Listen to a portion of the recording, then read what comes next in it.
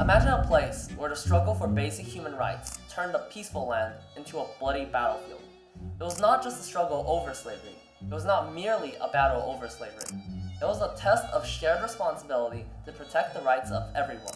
This is the story of how the decision of individuals inflicted a conflict that would determine the fate of African American rights and challenge the country to live up to its founding principles.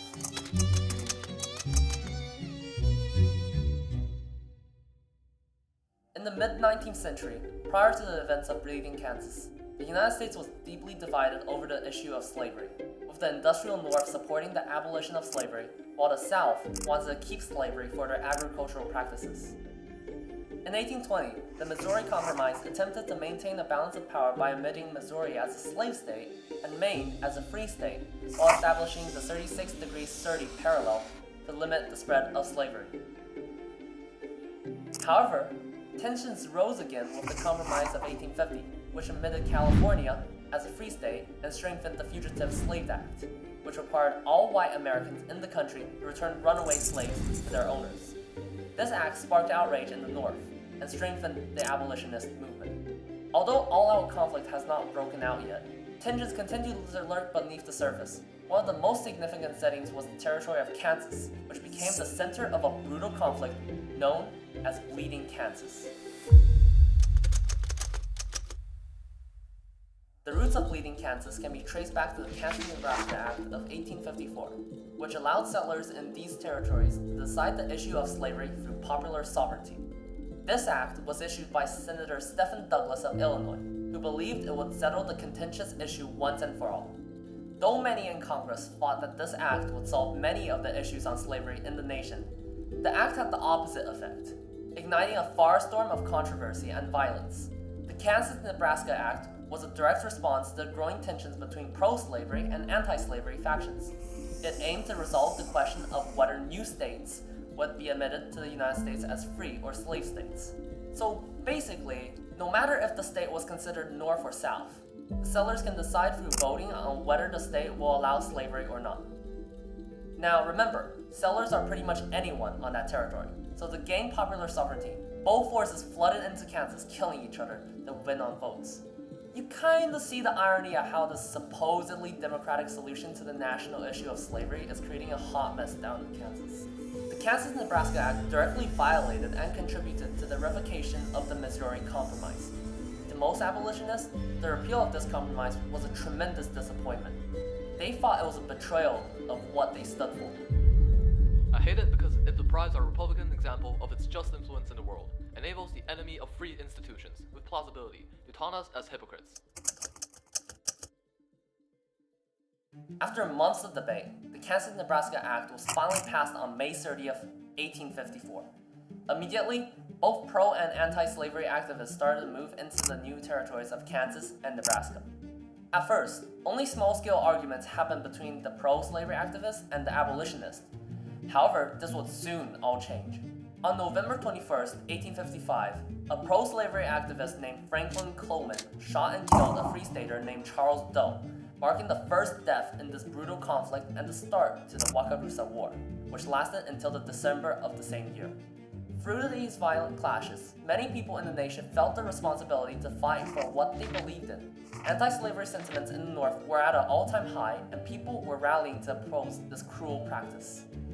Among these activists was abolitionist John Brown, an evangelical Christian influenced profoundly by Puritan beliefs.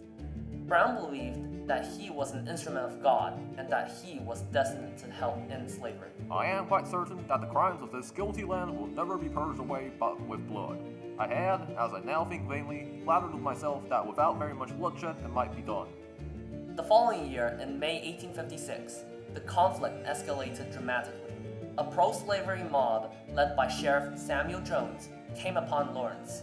The mob burnt down the Free State hotels, destroyed the offices of 2 abolitionist newspapers, as well as ransacked homes and businesses.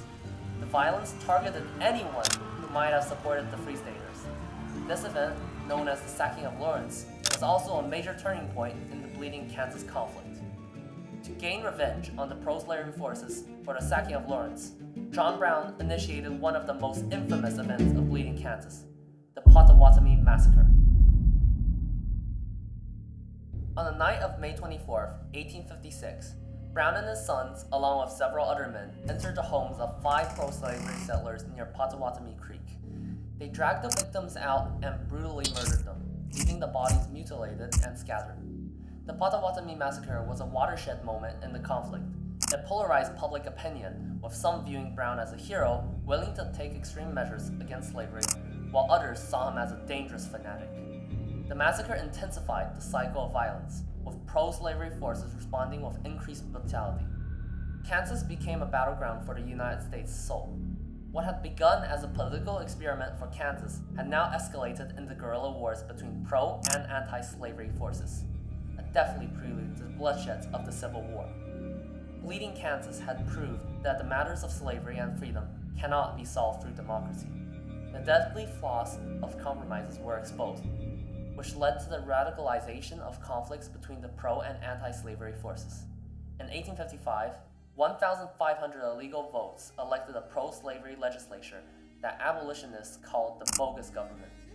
When Free Staters formed their own rival government, Kansas had 2 constitutions, 2 capitals, and 0 peace. Popular sovereignty didn't resolve the slavery question, it weaponized it. Caning of Senator Charles Sumner also signified the increasing political tension between the Republican Northern forces and the Democratic Southern forces. By 1858, Abraham Lincoln warned that America could not remain half slave and half free. Kansas had shown that compromise was impossible.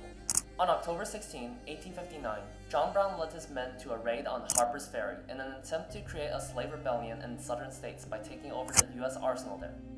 However, he was ultimately defeated by a company of U.S. Marines commanded by Robert E. Lee, the colonel who would go on to become the most infamous Confederate general during the Civil War. John Brown was captured and put into an unfair trial, where his lawyer wasn't even present. He was sentenced to death for treason against the Commonwealth of Virginia and ultimately hung on December 2, 1859. However, Brown's efforts would not go in vain. When the territory finally entered the Union as a free state in 1861, over 50 settlers lay dead, and the nation was weeks from war.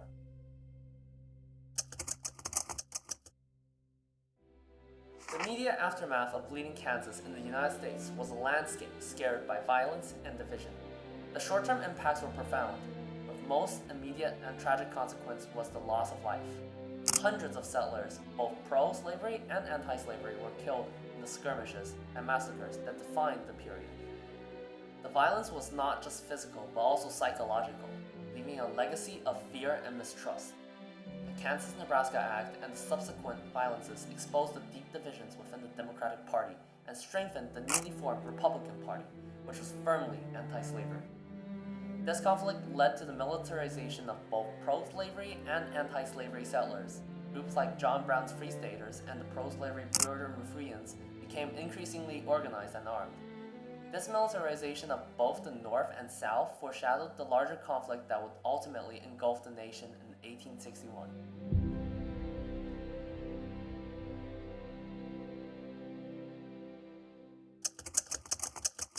The long-term impacts of Bleeding Kansas were even more significant. The inability to resolve the slavery issue through political means and the increasing polarization of the nation made the Civil War almost inevitable. The legacy of this significant event would continue to influence the abolitionist movement and the broader struggle for civil rights. It highlighted the deep-seated racial tensions in the United States. The struggle for African American rights would continue to be a major issue, yet they also underscore a profound theme of responsibility, both individual and collective. Today, the legacy of Bleeding Kansas remains a subject of historical research and public debate, challenging us to face the question of responsibility, power, and the cost of progress in the ongoing struggle for a more just society. The events in Kansas raise important questions about the balance of power between the federal government and the states. The failure of the federal government to effectively manage the crisis in Kansas exposed the limitations of the existing political system and led to calls for reform. Its short-term impacts were devastating, but its long-term consequences were even more profound, shaping the nation's political, social, and cultural landscape for generations to come.